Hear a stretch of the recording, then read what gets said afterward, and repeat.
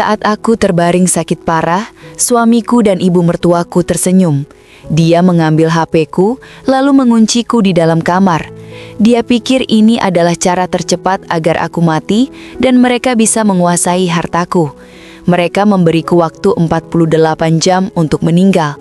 Tapi 48 jam kemudian, saat mereka akhirnya membuka pintu, mereka menjerit histeris ketakutan melihat apa yang ada di kamarku. Sebelum ceritanya dimulai, silahkan tulis di kolom komentar dari daerah mana saja teman-teman yang menonton cerita ini.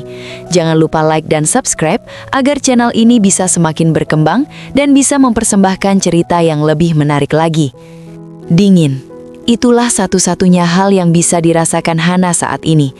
Tubuhnya yang biasanya lincah mendaki perancah bangunan, kini tergeletak tak berdaya di atas ranjang king size di kamarnya yang luas. Langit-langit kamar yang dihiasi ukiran gipsu mewah itu seolah merunduk, siap runtuh menghimpit nafasnya yang kian pendek. Di sampingnya Adrian, pria yang ia cintai selama 5 tahun terakhir, berdiri dengan tangan bersedekap. Tidak ada lagi gurat kecemasan di wajahnya.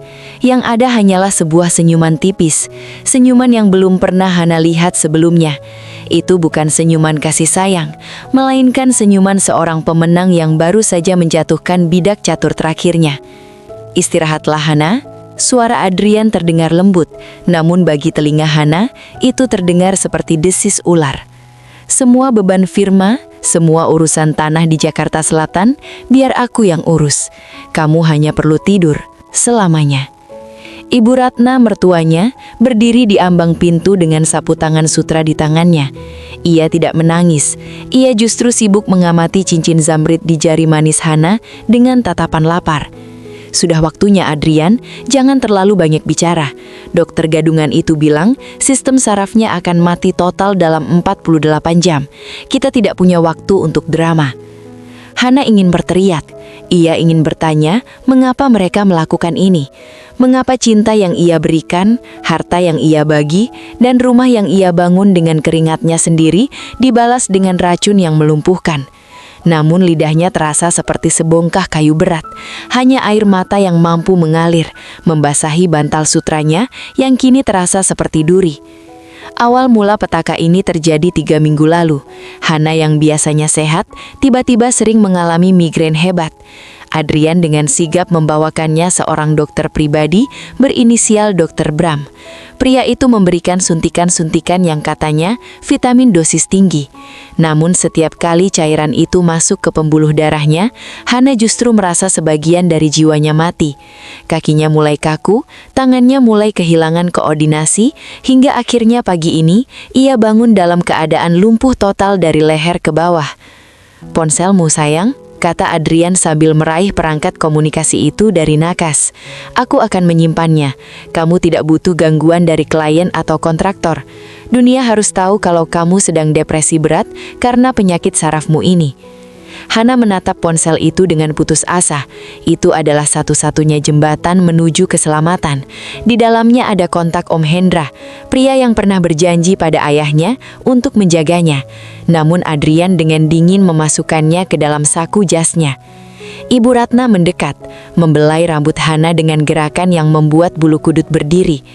"Kasihan sekali kamu Hana, kamu punya segalanya, tapi kamu terlalu naif. Kamu pikir Adrian menikahimu karena bakat arsitekturmu. Tidak nak, kami hanya butuh akses ke dana perwalian ayahmu untuk melunasi utang-utang keluarga kami. Dan sekarang, setelah surat kuasa itu ditandatangani, meskipun dengan jempolmu yang kami paksa tadi, segalanya sudah selesai." Klek. Suara kunci pintu diputar dari luar. Cahaya lampu kamar dimatikan, kegelapan total menyergap Hana. Ia terkunci di dalam kamarnya sendiri, tanpa alat komunikasi, tanpa kekuatan fisik, dan dengan waktu yang terus berdetak menuju kematian. Di luar pintu ia masih bisa mendengar tawa lirih Ibu Ratna dan Adrian yang sedang merundingkan rencana penjualan aset firmanya, seolah-olah Hana sudah menjadi mayat yang terkubur. Hana memejamkan mata, rasa sakit di ototnya mulai terasa. Namun di tengah kegelapan itu, sebuah memori samar muncul. Memori tentang ayahnya yang selalu berkata, "Hana, dalam struktur bangunan terkuat sekalipun, harus ada pintu keluar darurat yang tersembunyi. Begitu juga dalam hidup." Ayahnya bukan sekedar arsitek, dia adalah pria yang penuh rahasia. Dan di dalam kamar ini, di bawah lantai parket yang ia desain sendiri, ada sesuatu yang belum pernah ditemukan oleh Adrian. Sebuah rahasia yang hanya diketahui oleh darah daging sang arsitek. Hana harus bergerak, meski setiap inci pergeseran berarti rasa sakit yang luar biasa. Ia menolak untuk mati sebagai korban keserakahan. Ia mulai mencoba menggerakkan ujung jari telunjuk kanannya, hanya 1 milimeter. Itu adalah langkah pertama menuju pembalasan. Kegelapan di dalam kamar itu tidak benar-benar sunyi. Di telinga Hana, detak jam dinding mekanik pemberian ayahnya terdengar seperti dentuman palu godam yang menghitung sisa nafasnya. Setiap detik yang berlalu adalah pengingat bahwa racun di dalam tubuhnya sedang merayap, mencoba mematikan organ-organ vitalnya satu demi satu. Rasa haus mulai menyerang, membuat tenggorokannya terasa seperti terbakar oleh pasir panas. Namun, di balik kelemahan fisik itu, kemarahan yang murni mulai membara di dalam dadanya, menjadi bahan bakar baru bagi kesadaran yang hampir redup. Hana memfokuskan seluruh pikirannya pada jari telunjuk tangan kanannya. Dalam dunia medis, kondisi ini mungkin disebut kelumpuhan saraf motorik. Namun Hana tahu, ini adalah efek sistematis dari alkaloid yang disuntikkan dokter sewaan Adrian. Ia mengingat kembali pelajaran biologi yang pernah ia baca. Saraf tidak benar-benar mati, kecuali otaknya menyerah.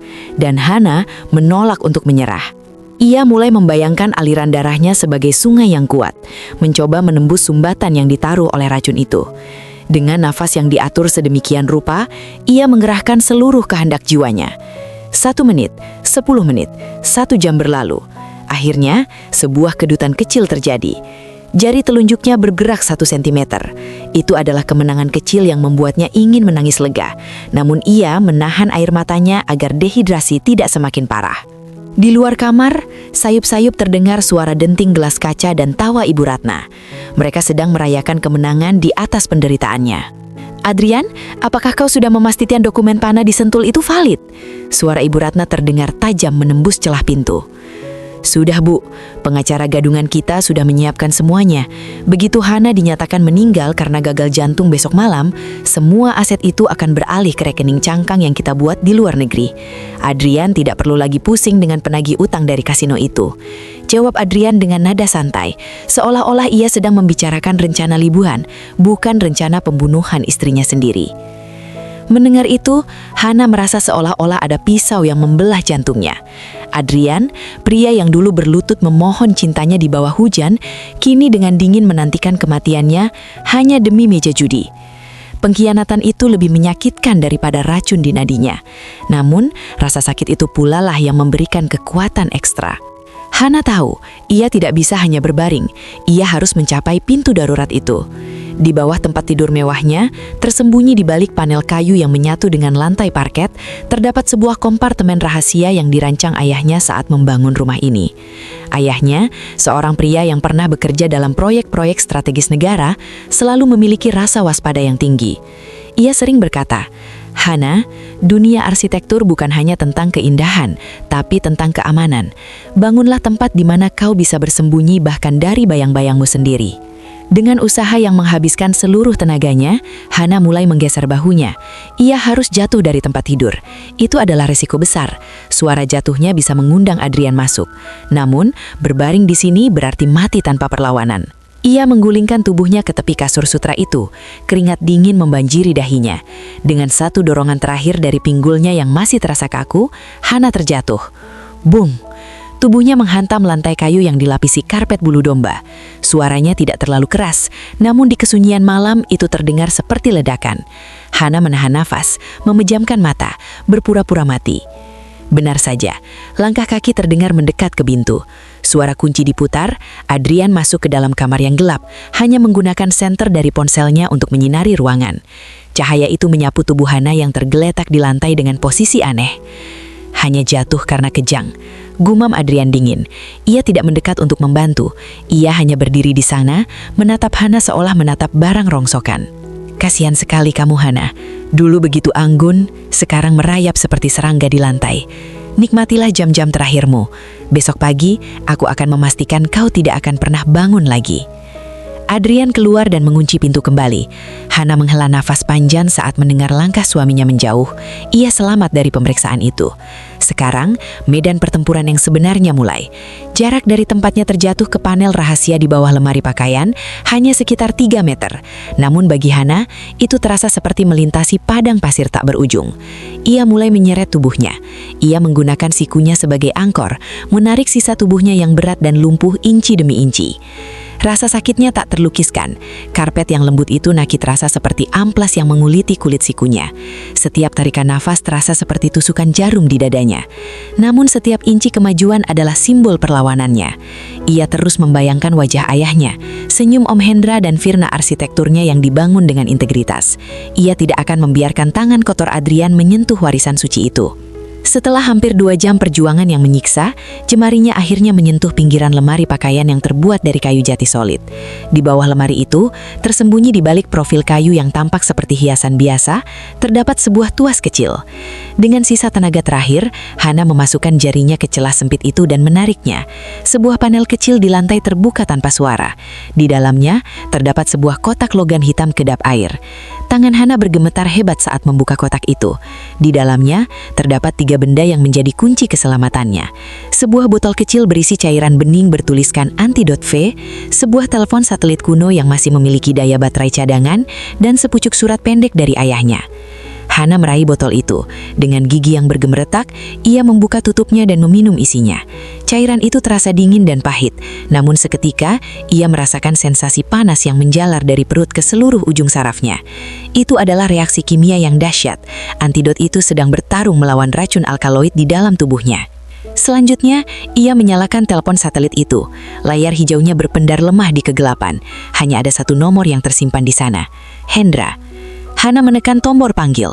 Jantungnya berdegup kencang, lebih kencang daripada saat ia mempresentasikan desain gedung pencakar langit pertamanya. Tut, tut. Halo? Sebuah suara berat dan waspada menjawab di seberang sana. Itu adalah suara Om Hendra, suara yang membawa aroma tembakau dan keberanian. Om, ini Hana, bisbir Hana. Suaranya hampir hilang. Hana? Ya Tuhan nak, kenapa suaramu seperti itu? Di mana kau? Suara Om Hendra seketika berubah menjadi mode operasi penuh. Adrian, mereka meracuniku. Terkunci. Kamar. Tolong, dengarkan aku Hana. Jangan tutup teleponnya jika kau bisa. Tapi jika harus, ketahuilah bahwa aku sudah melacak sinyal satelit ini. Aku tahu kau di rumah utama. Aku akan berada di sana dalam hitungan jam. Jangan makan atau minum apapun dari mereka. Bisakah kau bertahan? Aku sudah minum antidot dari ayah. Bagus, itu akan memberimu waktu. Hana, dengarkan baik-baik. Kau harus tetap berpura-pura mati atau sekarat. Jangan biarkan mereka tahu kau sudah pulih. Mereka harus merasa menang agar mereka lengah. Kau mengerti? Mengerti, Om. Bertahanlah Hana, demi ayahmu. Aku datang. Telepon mati karena baterai habis. Hana kembali dalam kegelapan. Namun kali ini, kegelapan itu terasa hangat. Ia menyelipkan kembali kotak logam itu ke tempatnya, menutup panel, dan dengan susah payah menyeret tubuhnya kembali ke posisi semula di tengah ruangan. Ia mengatur posisinya agar terlihat seperti seseorang yang baru saja kehilangan nyawa dalam keputusasaan. Hana memejamkan mata, membiarkan antidot itu bekerja di dalam darahnya. Ia bisa merasakan sensasi geli di kakinya mulai kembali. Kekuatan mulai merembes masuk ke otot-ototnya yang tadinya lumpuh. Di luar, fajar mulai menyingsing, membawa cahaya yang akan mengungkap semua kebusukan yang selama ini bersembunyi di balik sutra dan kemewahan. Pertunjukan terakhir baru saja akan mulai, dan Hana adalah sutradara yang tak terlihat. Cahaya fajar mulai menyusup dari celah gorden beledu yang berat di kamar Hana. Sinar itu jatuh tipis di atas wajahnya yang masih pucat, namun jauh di dalam aliran darahnya, sebuah peperangan biologis sedang dimenangkan. Penawar yang ditinggalkan ayahnya bekerja dengan presisi yang menakjubkan. Sensasi panas yang tadi membakar, kini berubah menjadi aliran hangat yang memulihkan. Hana mulai bisa merasakan dinginnya lantai parket di pipinya, tanda bahwa saraf sensoriknya telah kembali berfungsi. Ia tetap tidak bergerak. Sesuai instruksi Om Hendra, ia harus menjadi aktris terbaik dalam drama hidupnya sendiri. Ia melatih nafasnya agar sangat tipis, hampir tak kentara bagi mata yang hanya melihat sekilas. Pikirannya kini tidak lagi dipenuhi oleh ketakutan, melainkan oleh strategi. Sebagai seorang arsitek, Hana terbiasa melihat struktur. Kini ia melihat struktur kejahatan Adrian dan Ibu Ratna, dan ia mencari titik tumpu untuk meruntuhkan semuanya. Di lantai bawah, suasana rumah mulai sibuk. Hana mendengar langkah kaki asisten rumah tangga yang biasanya menyiapkan sarapan. Namun suara itu segera diikuti oleh bentakan tajam Ibu Ratna. "Mbok Sum, hari ini tidak perlu masak besar. Hana sedang sakit parah dan tidak mau diganggu. Kamu pulang saja dulu, bawa makanan ini untuk keluargamu. Libur 2 hari. Suara Ibu Ratna terdengar penuh otoritas palsu. Hana tahu itu adalah taktik untuk mengosongkan rumah agar tidak ada saksi saat kematiannya ditemukan. Kesedihan sempat melintas di hati Hana mengingat Mbok Sum yang sudah merawatnya sejak kecil, kini dijauhkan darinya di saat ia paling membutuhkan bantuan. Namun ia tahu ini justru mempermudah tim Om Hendra untuk masuk tanpa melukai orang yang tidak bersalah. Pukul 8 pagi, pintu kamar Hana diketuk dengan kasar lalu kunci diputar. Adrian masuk sendirian, langkah kakinya terdengar berat dan ragu-ragu. Pria itu berdiri di tengah ruangan, menatap tubuh Hana yang masih tergeletak di posisi yang sama sejak tadi malam. Adrian mendekat perlahan. "Hana?" panggilnya lirih. Tidak ada jawaban. Adrian berlutut di samping Hana. Ia mengulurkan tangan, ragu-ragu hendak menyentuh leher Hana untuk memeriksa denyut nadi. Hana merasakan jari suaminya yang dingin menyentuh kulitnya. Ia menahan keinginan untuk bergidik ngeri atau mencekik pria itu saat itu juga. Ia membiarkan tubuhnya tetap lemah seolah tak bernyawa. "Masih ada denyut, tapi lemah sekali," gumam Adrian. Ia bangkit berdiri dan mengeluarkan ponselnya, ponsel milik Hana yang ia sita. Adrian menatap layar ponsel itu lalu tersenyum licik. Ia mulai mengetik sesuatu. Hana bisa menebak apa yang dilakukan Adrian. Suaminya mungkin sedang mengirim pesan singkat kepada rekan bisnis atau pengacara Hana, berpura-pura menjadi dirinya, atau mungkin sedang menghapus jejak-jejak komunikasi yang mencurigakan. Benar saja, Adrian berbicara pelan pada dirinya sendiri. "Sedikit lagi, Hana, begitu dana dari proyek pelabuhan itu cair ke rekening pribadiku melalui surat kuasa ini, aku akan pergi. Kau akan diingat sebagai arsitek hebat yang meninggal muda karena penyakit malang." Adrian melangkah ke sudut ruangan, ke arah meja kerja Hana yang penuh maket dan cetakan biru proyek terbarunya. Dengan kasar, ia menyapu maket gedung itu hingga jatuh berserakan di lantai. Suara patahan plastik dan kayu maket itu merobek hati Hana. Itu adalah hasil kerja kerasnya selama 2 tahun, sebuah desain museum lingkungan yang ramah energi. Bagi Adrian, itu hanyalah sampah yang menghalangi jalan menuju uang. Setelah puas menghina ruang kerja Hana, Adrian keluar dan mengunci pintu kembali. Di lorong, ia bertemu dengan Ibu Ratna. Percakapan mereka terdengar jelas di telinga Hana yang kini tajam berkat penawar racun itu. "Bagaimana?" tanya Ibu Ratna tak sabar. "Sangat lemah, Bu. Mungkin sore atau malam ini dia akan benar-benar berhenti bernafas. Dehidrasinya sudah parah." "Bagus, aku sudah menghubungi beberapa teman arisan kita, memberitahu kalau Hana sakit kritis. Kita harus terlihat hancur saat mengumumkannya nanti. Oh, dan Adrian, pastikan berangkas di ruang bawah tanah sudah bisa diakses. Aku mau semua perhiasan ibunya Hana aman sebelum polisi datang melakukan pemeriksaan rutin." Hana menggenggam tangannya di bawah lipatan kain pakaiannya yang longgar. Mereka tidak hanya menginginkan uangnya, mereka ingin menjarah kenangan ibunya. Ibunya meninggal saat Hana masih kecil, meninggalkan satu set perhiasan kuno yang hanya Hana pakai di hari pernikahannya. Hari di mana ia pikir ia sedang memulai hidup bahagia bersama Adrian. Waktu merayap menuju siang, Hana menggunakan waktu ini untuk memulihkan kekuatannya. Ia mulai menggerakkan tungkai kakinya di bawah karpet, meregangkan otot-ototnya secara sembunyi-sembunyi. Ia merasa kekuatannya telah kembali sekitar 80%. Ia bisa saja berdiri sekarang, mendobrak pintu dan melarikan diri. Namun ia ingat kata-kata Om Hendra tentang keadilan yang total.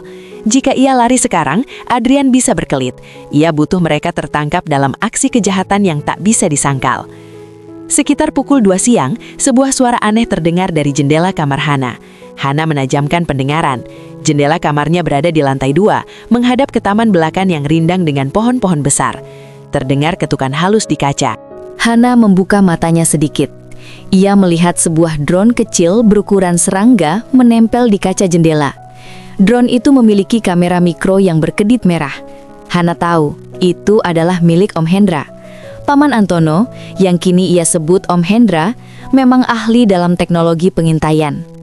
Sebuah suara bisikan terdengar dari alat komunikasi mungil yang entah bagaimana terpasang pada drone tersebut. Hana, jika kau mendengarku, kedipkan matamu 2 kali ke arah kamera. Hana melakukan apa yang diminta. Bagus, kami sudah di posisi. Kami berada di rumah tetangga sebelah yang sedang kosong. Kami sudah meretas semua CCTV di rumahmu. Adrian dan ibunya sedang berada di ruang tengah, memalsukan tanda tangan di atas beberapa dokumen saham. Polisi dari unit khusus akan bergerak bersama kami saat matahari terbenam. Kau harus tetap tenang.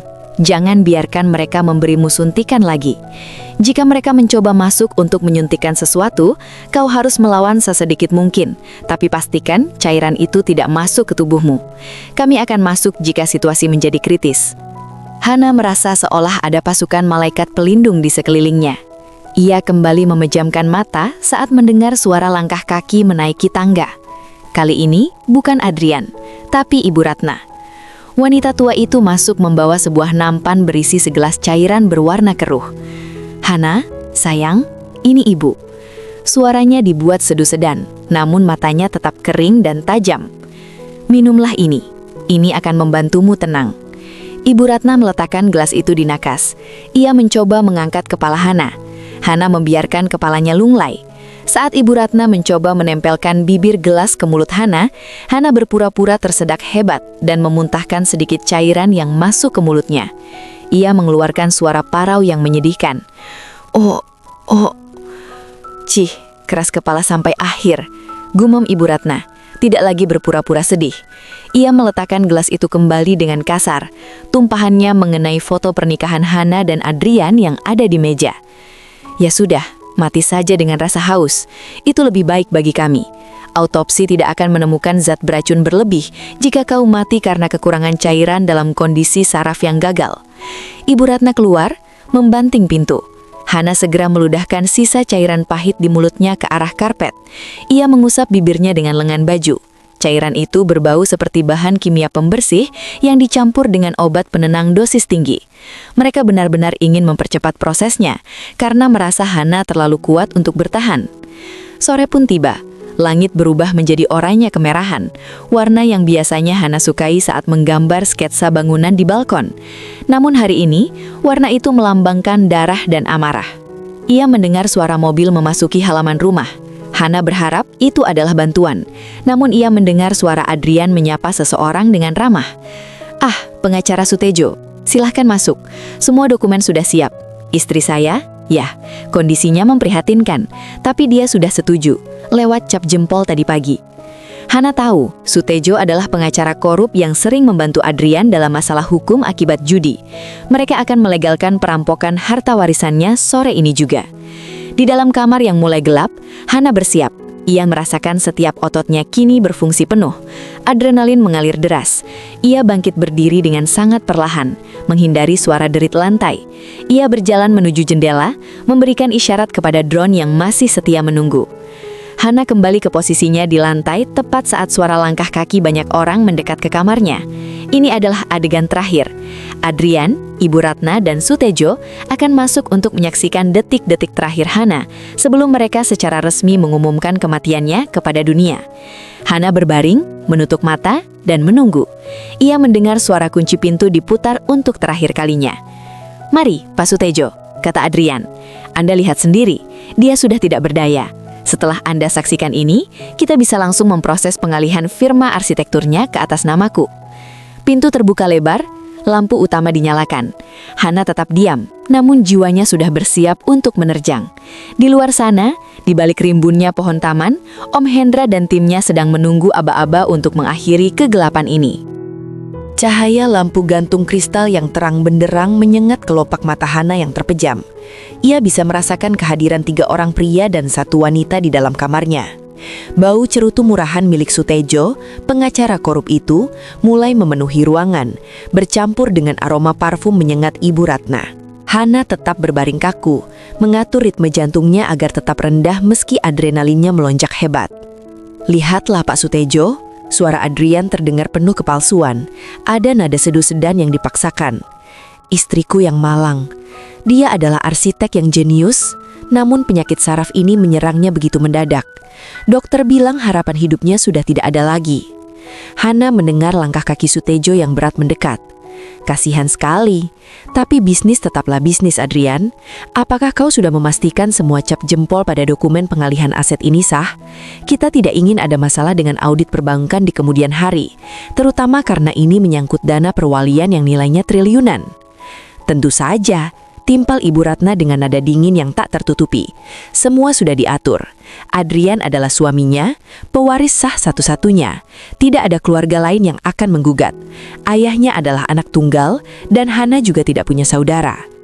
Hana merasa darahnya mendidih. Mereka membicarakan hartanya di depan tubuhnya yang mereka kira sudah tak bernyawa. Seolah-olah ia hanyalah seonggok daging tanpa jiwa. Baiklah, kata Sutejo, terdengar suara kertas-kertas yang dikibaskan. Saya sudah menyaksikan kondisi fisik Nyonya Hana. Saya akan menandatangani berita acara ini. Secara hukum, mulai saat ini kendali atas firma arsitektur Hana Design and Build dan seluruh aset propertinya berada di bawah kendali Adrian sebagai wali sah karena kondisi kesehatan istri yang permanen. Terima kasih Pak Sutejo. Adrian terdengar sangat lega, hampir seperti ingin bersorak.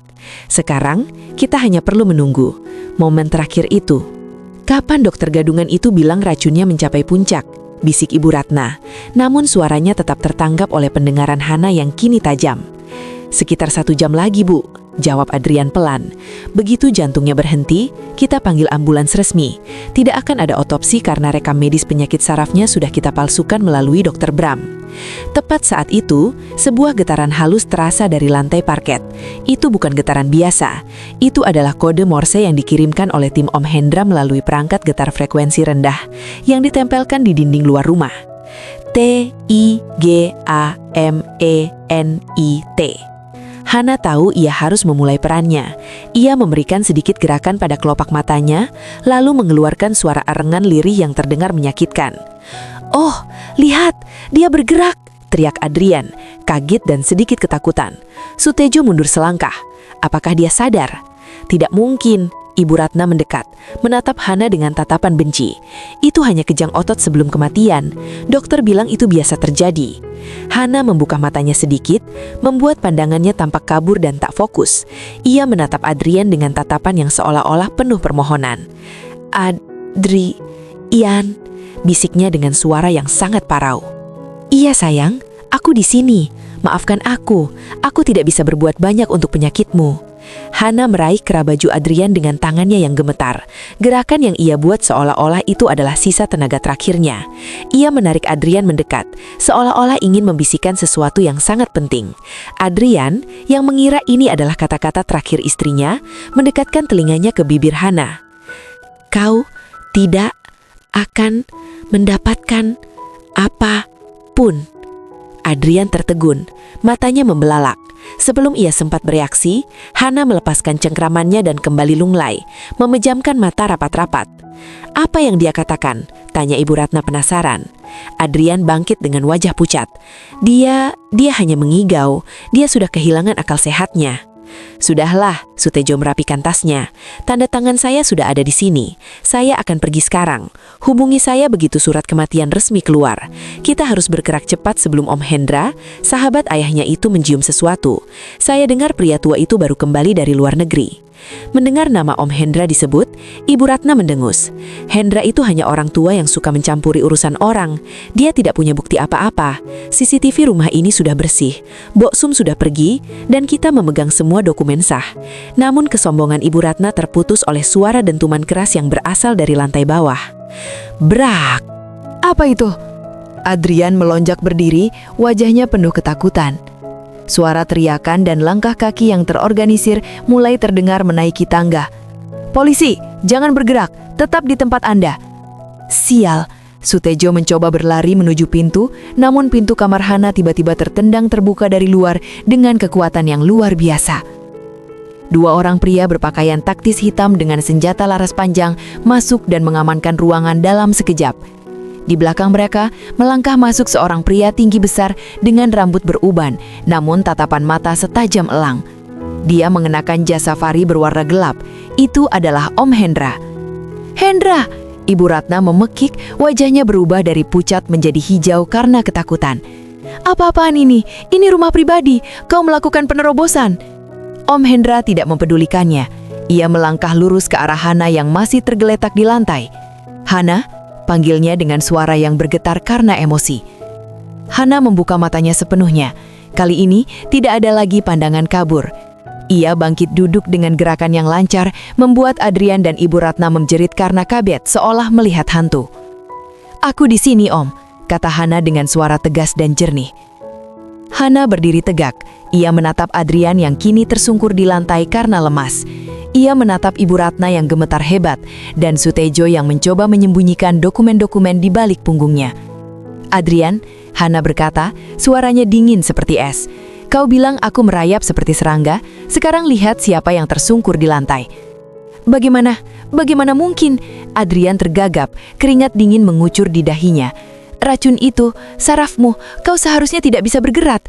Om Hendra memberikan isyarat kepada seorang wanita yang masuk membawa tas peralatan medis. "Perkenalkan, ini Dr. Sarah, ahli toksikologi forensik.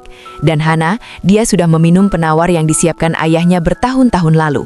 Ayahmu Hana tahu persis siapa yang ia hadapi saat Adrian melamarmu. Dia tidak pernah menyetujui pernikahan ini, tapi dia membiarkanmu memilih sambil menyiapkan jaring pengaman." Ibu Ratna mencoba berteriak, "Ini penculikan! Polisi, tangkap pria tua ini! Dia masuk tanpa izin!"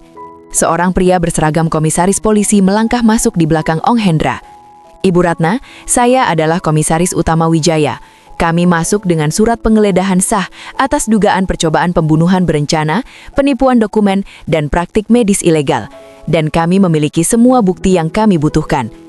Wijaya mengangkat sebuah tablet yang menampilkan rekaman CCTV, namun bukan rekaman yang telah dihapus Adrian, melainkan rekaman dari kamera tersembunyi yang dipasang oleh tim Om Hendra beberapa minggu lalu. Di sana terlihat jelas saat Adrian mencampur sesuatu ke dalam minuman Hana dan saat Ibu Ratna memaksa Hana memberikan cap jempol dalam kondisi setengah sadar.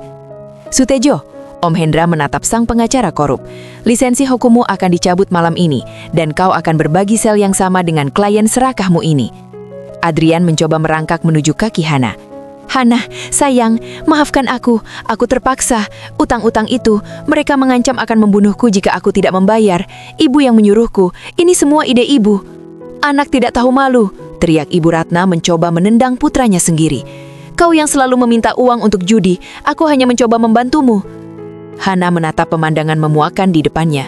Ibu dan anak itu mulai saling menyalahkan, menunjukkan betapa rapuhnya ikatan yang dibangun di atas keserakahan. "Bawa mereka," perintah Komisaris Wijaya dingin. Petugas polisi maju dan memborgol tangan Adrian, Ibu Ratna, dan Sutejo. Saat Adrian digiring keluar, ia terus memohon-mohon. "Hana, tolong aku suamimu, Hana." Hana hanya diam, menatap punggung suaminya menghilang di balik pintu. Tidak ada air mata yang jatuh, rasa cintanya sudah lama mati bersama racun yang mereka berikan. Yang tersisa hanyalah kelegaan yang luar biasa. Om Hendra mendekati Hana dan merangkul bahunya. "Kau hebat, Nak. Ayahmu pasti bangga."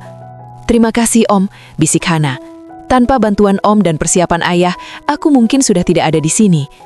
"Ini baru permulaan, Hana. Masih ada banyak hal yang harus kita bersihkan dari firma dan aset-asetmu. Tapi untuk malam ini, kau aman." Hana menatap kamarnya yang berantakan, maket gedungnya yang hancur, dan foto pernikahannya yang ternoda. Ia tahu, ia akan membangun kembali semuanya. Bukan hanya gedung-gedung, tapi hidupnya sendiri. Dan kali ini, fondasinya tidak akan lagi dibangun di atas kepercayaan yang buta, melainkan di atas kekuatan dan kebenaran. Malam itu, kediaman Hana yang biasanya tenang berubah menjadi pusat operasi kepolisian. Garis polisi berwarna kuning melintang di depan pintu kamar utama, memisahkan ruang pribadi yang telah dinodai oleh kejahatan dengan sisa rumah yang kini terasa asing. Hana duduk di ruang tengah, diselimuti mantel wol tebal yang diberikan oleh Om Hendra. Meski tubuhnya telah pulih secara fisik, jiwanya masih merasakan getaran hebat dari guncangan emosional yang baru saja ia lalui. Di depannya, Om Hendra dan Komisaris Wijaya sedang memeriksa setumpuk dokumen yang disita dari tas Sutejo. Aroma kopi hitam yang diseduh oleh salah satu anggota tim Om Hendra sedikit menenangkan syaraf Hana yang tegang. "Lihat ini, Hana," kata Om Hendra sambil menyodorkan selembar kertas dengan kop surat firma hukum internasional. Adrian bukan hanya mengincar aset domestikmu, dia sudah menjalin komunikasi dengan broker properti di Singapura dan Australia. Rencananya adalah menjual seluruh aset perwalianmu dalam waktu kurang dari 1 bulan setelah penguburanmu, lalu menghilang bersama identitas baru. Hana membaca dokumen itu dengan tangan gemetar. Dia sudah merencanakan ini sejak lama, bahkan sebelum aku mulai sakit. Benar. Timpal Komisaris Wijaya, kami menemukan bukti transaksi dari rekening Adrian ke seorang pria bernama Dr. Bram, yang identitas aslinya adalah mantan perawat yang dipecat karena pencurian obat-obatan narkotika. Transaksi itu dimulai tepat sebulan setelah ulang tahun pernikahan kelima kalian. Adrian menggunakan momentum perayaan itu untuk meyakinkanmu agar mulai mengonsumsi suplemen kesehatan yang sebenarnya adalah racun pelumpuh.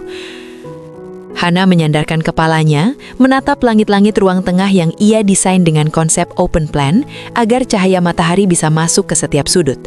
Ironisnya, di rumah yang begitu terang ini, kegelapan yang paling pekat justru hidup di samping tempat tidurnya.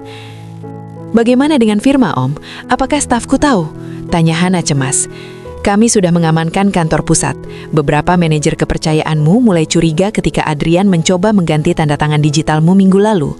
Mereka diam-diam menghubungi saya, namun saat itu saya sedang melakukan operasi di luar negeri dan butuh waktu beberapa hari untuk mendarat secara rahasia di Jakarta. Syukurlah, ayahmu sudah memberikan kode darurat itu padamu melalui telepon satelit." Tiba-tiba, seorang petugas polisi masuk membawa sebuah kotak kecil yang dibungkus plastik barang bukti. "Komisaris, kami menemukan ini di brankas tersembunyi di kamar Ibu Ratna." Hana terkesiap saat melihat isinya. Itu adalah kalung mutiara dan berlian peninggalan ibunya, benda yang seharusnya berada di deposit box bank yang hanya bisa diakses dengan biometrik Hana. Bagaimana dia bisa mengambilnya? Hana meraih plastik itu dengan tatapan pedih. "Ibu Ratna memanfaatkan saat kau pingsan minggu lalu. Jelas Wijaya. Dia membawa ahli kunci profesional untuk membedah brankas pribadimu di sini. Dia sudah bersiap melarikan perhiasan berharga ini sebelum ambulans datang menjemputmu." Rasa mual kembali menyerang Hana, bukan karena racun, tapi karena betapa rendahnya martabat manusia yang ia anggap sebagai keluarga. Mereka memperlakukannya bukan seperti manusia, melainkan seperti inventaris yang harus dijarah sebelum hangus. "Om Hendra," suara Hana terdengar dingin dan tegas. "Aku ingin memastikan tidak ada satupun dari mereka yang bisa lolos melalui celah hukum. Aku ingin mereka merasakan dinginnya lantai penjara tanpa ada kemungkinan pengampunan." Om Hendra mengangguk pasti. Tatapannya yang tajam mencerminkan janji yang ia buat pada mendiang sahabatnya. "Jangan khawatir Hana, Sutejo telah menjeret dirinya sendiri ke dalam jurang. Dia tidak hanya memalsukan dokumen, tapi dia juga terlibat dalam pencucian uang hasil judi Adrian. Rekam jejak mereka sangat kotor. Aku sudah menunjuk Mbak Danu, pengacara paling jujur dan tangguh yang pernah aku kenal, untuk mendampingimu." Malam semakin larut. Satu persatu petugas mulai meninggalkan rumah setelah mengamankan semua barang bukti. Sebelum pergi, Komisaris Wijaya menjabat tangan Hana. "Nyonya Hana, Anda adalah wanita yang luar biasa kuat. Kebanyakan orang akan menyerah dalam kondisi seperti itu. Keberanian Anda untuk tetap tenang adalah kunci kesuksesan operasi ini." Setelah polisi pergi, rumah itu terasa begitu luas dan sunyi. Om Hendra memutuskan untuk menginap di kamar tamu demi keamanan Hana. Hana berjalan menuju dapur, ingin mengambil segelas air putih. Ia melewati meja makan jati panjang, tempat ia biasanya makan malam bersama Adrian sambil mendiskusikan rencana masa depan. Kini, meja itu terasa seperti monumen kebohongan. Ia duduk di kursi kepala meja, posisi yang dulu selalu diduduki oleh ayahnya. Di sana, ia merenung. Perjalanan menuju pemulihan total masih panjang. Besok, ia harus menghadapi staf firmanya, menjelaskan situasi yang terjadi tanpa menciptakan kepanikan massal. Ia harus berurusan dengan bank, membatalkan semua surat kuasa palsu, dan memastikan integritas bisnisnya tetap terjaga. Namun di tengah semua beban itu, Hana merasakan secercah harapan. Ia teringat surat pendek ayahnya yang ditemukan di kotak rahasia. Ia membukanya kembali dan membacanya di bawah lampu dapur yang temaram. "Untuk putriku, Hana, jika kau membaca ini, berarti badai yang aku takutkan telah datang. Jangan pernah membenci dirimu karena telah mempercayai orang yang salah. Hati yang tulus bukanlah sebuah kelemahan, itu adalah kekuatan. Aku membangun rumah ini bukan hanya dengan semen dan batu, tapi dengan doa agar kau selalu terlindungi. Berdirilah tegak, arsitekku. Bangun kembali duniamu di atas fondasi kebenaran. Karena kebenaran adalah satu-satunya struktur yang tidak akan pernah runtuh oleh waktu. Air mata Hana akhirnya jatuh. Kali ini bukan air mata kepedihan, melainkan air mata pelepasan. Ia memeluk surat itu erat-erat. Ayahnya telah memberinya lebih dari sekedar warisan harta. Ayahnya memberinya kompas moral untuk menavigasi pengkhianatan ini. Aku akan membangunnya kembali, ayah, bisik Hana pada kesunyian malam. Aku akan membangun sesuatu yang jauh lebih kuat dari sebelumnya. Di kegelapan luar, angin malam berhembus pelan, menggoyang dahan pohon di taman belakang. Hana tahu esok hari matahari akan terbit di atas firma arsitekturnya, dan untuk pertama kalinya dalam waktu yang lama, ia tidak perlu lagi takut pada bayang-bayang suaminya sendiri. Sesaat sebelum ia pergi tidur, ponsel pribadinya yang baru saja dikembalikan oleh petugas bergetar. Sebuah pesan masuk dari nomor yang tidak dikenal. Hana membukanya dengan waspada. Kau pikir kau sudah menang, Hana? Ini belum berakhir. Hana tertegun. Ia segera menunjukkan pesan itu kepada Om Hendra yang masih terjaga. Adrian atau Ibu Ratna? Tanya Hana dengan wajah pucat. Tidak mungkin, mereka sedang dalam pengawasan ketat di sel isolasi tanpa akses komunikasi, jawab Om Hendra sambil memeriksa detail pengirim. Ini berasal dari nomor luar negeri. Sepertinya ini dari pihak kasino tempat Adrian berutang. Mereka tahu uang mereka terancam hilang karena Adrian tertangkap. Hana menarik nafas panjang. Ternyata akar kejahatan ini jauh lebih dalam dan berbahaya dari yang ia bayangkan. Musuh yang ia hadapi bukan hanya keluarga yang haus harta, tapi juga jaringan gelap yang tidak akan membiarkan uang mereka hilang begitu saja. Jangan takut, Hana, kata Om Hendra sambil menghubungi kontaknya di Kepolisian Internasional. Kita sudah menarik satu benang, dan sekarang seluruh jaringannya akan kita bongkar bersama. Kau tidak sendirian. Hana menatap keluar jendela. Perang ini ternyata belum usai, namun ia tidak lagi lumpuh. Ia sudah berdiri dan ia sudah siap. Malam yang seharusnya menjadi awal ketenangan bagi Hana, justru berubah menjadi babak baru yang lebih mencekam. Pesan singkat di ponselnya itu bukan sekedar gertakan. Itu adalah proklamasi perang dari sisi gelap kehidupan Adrian yang selama ini tersembunyi rapat. Om Hendra segera mengaktifkan protokol keamanan tingkat tinggi. Dalam waktu kurang dari 1 jam, 2 personel keamanan swasta bersenjata, mantan anak buah Om Hendra di Satuan Intelijen, sudah berjaga di setiap sudut rumah. Hana, dengarkan aku, ujar Om Hendra dengan nada yang sangat serius saat mereka duduk di ruang kerja bawah tanah yang kedap suara. Adrian bukan hanya sekedar penjudi yang kalah. Dia telah menjaminkan aset-aset firmamu kepada sebuah sindikat pinjaman gelap internasional yang dikenal sebagai The Circle. Mereka beroperasi di balik kedok perusahaan investasi di Makau dan Singapura. Hana merasa dunianya kembali berputar. Bagaimana bisa? Firma itu atas namaku, tidak ada tanda tangan tunggal yang bisa menjaminkan aset tanpa persetujuanku. Itulah gunanya pengacara seperti Sutejo, sahut Om Hendra sambil menunjukkan beberapa salinan pindaian dokumen yang baru saja dikirimkan informannya. Mereka membuat dokumen backdate atau mundur tanggal. Mereka memalsukan tanda tanganmu pada surat perjanjian utang piutang yang menyatakan bahwa kau meminjam dana segar untuk ekspansi firma. Jika kau meninggal, utang itu otomatis jatuh tempo dan mereka bisa menyita asetmu secara legal di mata hukum internasional. Hana memijat pelipisnya. Kejahatan Adrian ternyata sangat sistematis. Pria itu tidak hanya ingin membunuhnya, tetapi juga sudah menyiapkan jalan bagi para predator keuangan untuk mencabik-cabik warisan ayahnya. Lalu, apa arti pesan itu, Om? Tanya Hana. Artinya, mereka menyadari bahwa rencana pembunuhanmu gagal. Dengan kau yang masih hidup, dokumen palsu itu menjadi lebih sulit untuk dieksekusi karena kau bisa menyangkalnya di pengadilan. Mereka mencoba menakutimu agar kau bungkam atau setuju untuk membayar utang yang sebenarnya tidak pernah kau buat.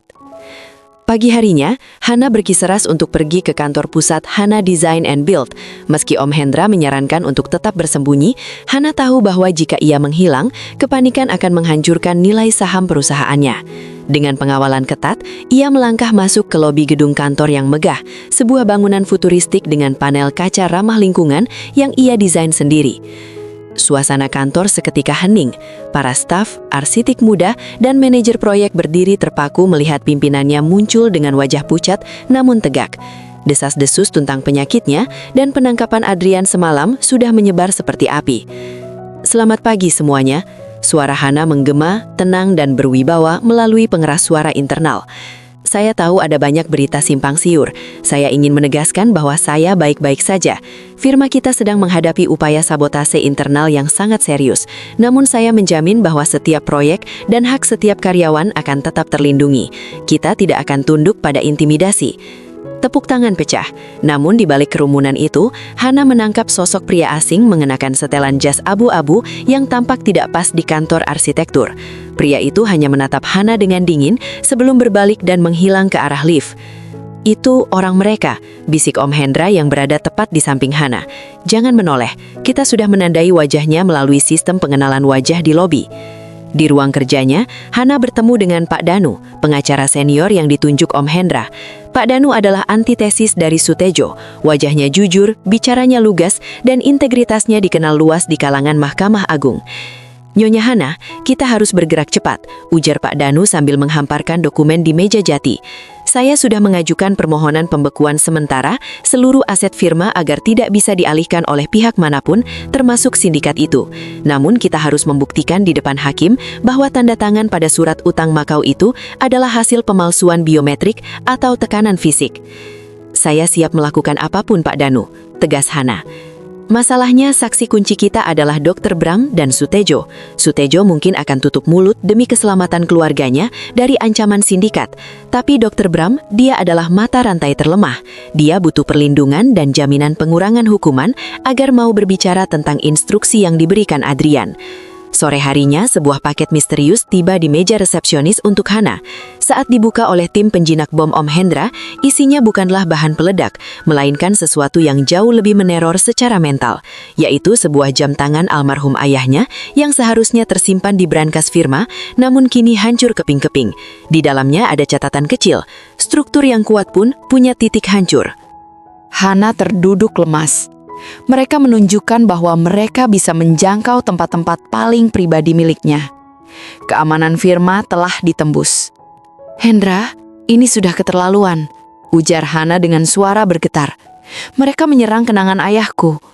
Om Hendra mengepalkan tangan hingga buku jarinya memutih. Mereka melakukan kesalahan besar. Mereka pikir ini hanya tentang uang. Mereka tidak tahu bahwa mereka sedang berurusan dengan orang-orang yang tidak punya rasa takut jika menyangkut keluarga. Malam itu, Om Hendra melakukan serangan balik. Melalui jaringan intelijennya, ia berhasil melacak lokasi persembunyian Dr. Bram yang sedang bersiap melarikan diri ke luar negeri melalui pelabuhan tikus. Penangkapan itu dilakukan secara senyap. Dr. Bram yang ketakutan setengah mati setelah tahu Adrian tertangkap, akhirnya membeberkan semuanya.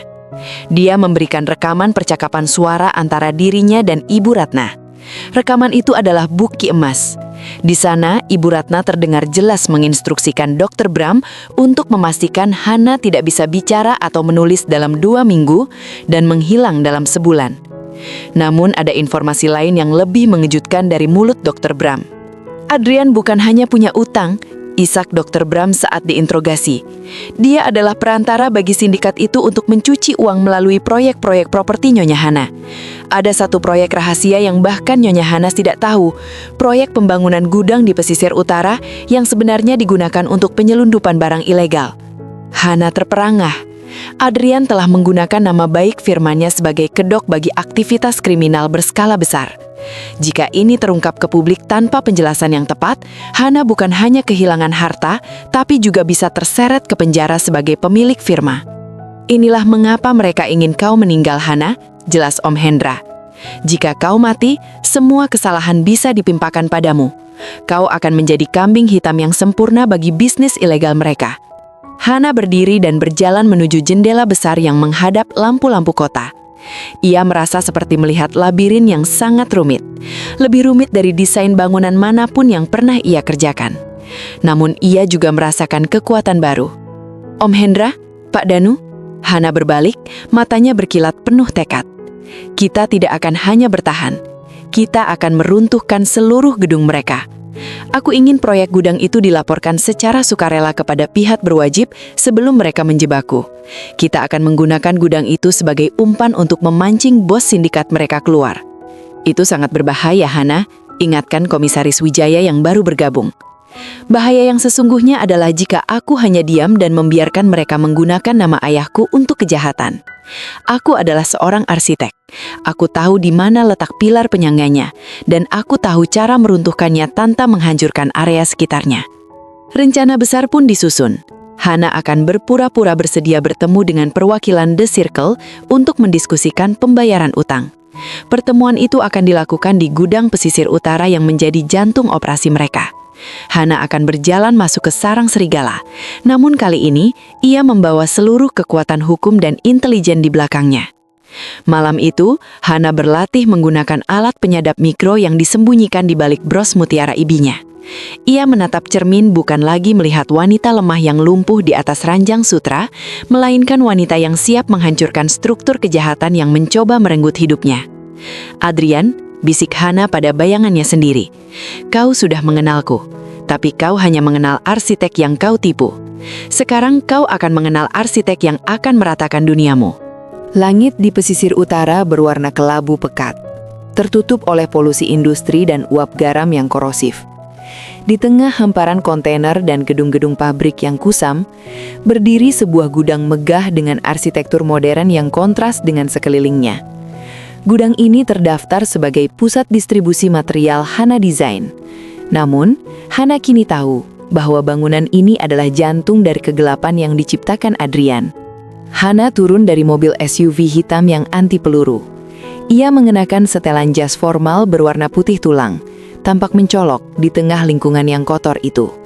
Di balik bros mutiara ibunya, sebuah mikrofon setipis rambut mengirimkan setiap detak jantung dan suaranya ke telinga Om Hendra dan tim unit khusus kepolisian yang bersembunyi di dalam 2 truk kontainer yang terparkir 100 meter dari sana. Hana, ingat. Suara Om Hendra terdengar melalui earpiece transparan di telinga kanannya. Jangan memancing konfrontasi fisik. Tugasmu hanya mendapatkan pengakuan dari perwakilan mereka bahwa dokumen utang itu palsu. Dan Adrian adalah kaki tangan mereka. Begitu kami mendapat sinyal kode struktur runtuh, kami akan menyerbu. Hana menarik napas panjang, mencoba menenangkan gemetar di tangannya. Ia melangkah masuk melewati pintu baja otomatis. Di dalam, suasana sangat dingin karena pendingin udara industri. Tidak ada material bangunan di sana. Yang ada hanyalah deretan peti-peti kayu tanpa label yang dijaga oleh pria-pria bertubuh tegap dengan tatapan tajam. Di ujung ruangan, di sebuah kantor berkaca gelap, duduk pria setelan jas abu-abu yang Hana lihat di kantornya kemarin. Pria itu bernama Marco, eksekutor lapangan dari sindikat The Circle. Nyonya Hana. Marco bangkit berdiri. Suaranya halus namun mengandung ancaman yang kental. Keberanian Anda sungguh mengagumkan. Seharusnya Anda sedang berada di pemakaman Anda sendiri hari ini. Namun disinilah kita, membicarakan bisnis. Hana duduk di hadapan Marco, meletakkan tas kulitnya di meja. Aku tidak di sini untuk bisnis, Marco. Aku di sini untuk mengakhiri sandiwara Adrian. Aku tahu semua tentang dokumen palsu di Makau itu. Marco terkekeh. Suara yang terdengar seperti gesekan amplas. Palsu atau tidak, tanda tangan digital itu valid. Di dunia kami, itu sudah cukup untuk menyita seluruh aset firma Anda. Adrian sudah menjaminkan semuanya demi taruhan yang ia kalahkan. Kami tidak peduli siapa yang membayar, asalkan triliunan rupiah itu kembali. Adrian hanya seorang pion, sahut Hana tegas. Dia tidak punya hak hukum atas firma itu. Surat kuasa yang ia gunakan dibuat saat aku berada di bawah pengaruh racun yang diberikan kaki tangan kalian, Dr. Bram. Aku punya bukti medis dan rekaman pengakuan Bram. Wajah Marco sedikit mengeras. Oh, Anda belum tahu. Polisi mungkin menangkapnya, tapi dia tidak akan pernah sampai ke pengadilan untuk bersaksi. Hana terkejut, namun ia tetap tenang. Ia tahu Marco sedang mencoba menggertaknya. Kau salah. Dr. Bram saat ini berada di bawah perlindungan unit khusus intelijen, bukan polisi biasa. Dia sudah memberikan segalanya, termasuk aktivitas ilegal di gudang ini. Hana berdiri dan berjalan menuju dinding kaca, menatap deretan peti di bawah. Peti-peti itu bukan berisi semen atau keramik kan? Itu adalah barang penyelundupan yang dicuci melalui izin ekspor-impor firmaku. Adrian telah mengkhianatiku, tapi kalian telah menodai nama ayahku. Itu adalah kesalahan yang tidak akan aku biarkan. Marco berdiri, perlahan merojok sesuatu di balik jasnya. Anda terlalu banyak tahu, arsitek. Sayangnya gudang yang indah ini memiliki sistem pemadam api yang, katakanlah, bisa mengeluarkan gas beracun jika terjadi malfungsi. Kematian Anda kali ini tidak akan menyisakan jejak saraf, hanya kecelakaan industri biasa. Kau lupa satu hal, Marco. Hana berbalik, menatapnya dengan senyum tipis. Gudang ini adalah desain terakhir ayahku. Aku memegang kendali atas seluruh sistem operasionalnya melalui server pusat yang tidak bisa kau akses. Hana menekan sebuah tombol di jam tangannya. Seketika, seluruh lampu di gudang itu berubah menjadi merah berkedip. Suara alarm meraung-raung. "Apa yang kau lakukan?" teriak Marco panik. "Menyelamatkan namaku," jawab Hana jernih. Struktur runtuh. Dum, dum, dum. Pintu-pintu baja gudang diledakkan dari luar. Tim unit khusus yang dipimpin Komisaris Wijaya dan Ong Hendra merangsek masuk melalui atap dan pintu servis. Baku tembak singkat terjadi di lantai bawah antara penjaga sindikat dan polisi. Marco mencoba menerjang Hana, namun Hana dengan cekatan menghindar. Ia telah mempelajari denah bangunan ini hingga ke inci terkecil. Ia berlari menuju balkon darurat yang tersembunyi di balik panel dinding. "Jangan bergerak, Marco!" Suara Om Hendra menggelegar dari ambang pintu kantor. Om Hendra berdiri dengan senjata terarah tepat ke dada pria itu. Komisaris Wijaya masuk dan langsung memborgol Marco. "Gudang ini sudah terkepung. Rekan-rekanmu di pelabuhan juga sudah kami amankan. Permainan berakhir." Hana berdiri di samping Om Hendra. Napasnya tersengal-sengal. Ia melihat petugas mulai membuka peti-peti kayu itu. Benar saja, di dalamnya terdapat barang-barang mewah ilegal dan narkotika senilai ratusan miliar rupiah yang disamarkan dalam kotak material bangunan. "Kau aman, Hana," bisik Om Hendra sambil merangkulnya. "Semuanya sudah berakhir sekarang." Namun, di tengah keriuhan itu, ponsel Marco yang terletak di meja bergetar. Sebuah panggilan video masuk. Om Hendra mengangkatnya dan mengarahkan kamera ke wajah Marco yang terhina. Di layar muncul wajah Adrian dari balik jeruji penjara isolasi.